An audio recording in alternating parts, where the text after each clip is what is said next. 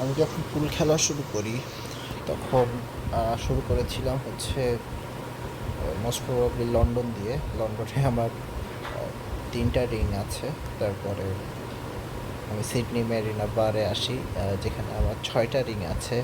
তারপরে Lisbon summer ক্লাবে একটা রিং পাই, 1000-এরটা বেশি খেলা হয় নাই। এরপরে টোকিও ওয়ারিয়র সব থেকে বেশি খেলা হয়েছে আমার, অলমোস্ট আমি 7টা রিং এখান থেকে পাই। এটা মনে হয় নতুন এসেছে। তারপরে লাস ভেগাসে আমার 8টা রিং আছে। লাস ভেগাস অনেক বেশি খেলা হয়েছে। এবং 1 লাখের গ্রুপে জাকার্তা ভলক্যানো যেটা ছিল, ওখানে আমি প্রায় 4টা রিং পেয়েছি।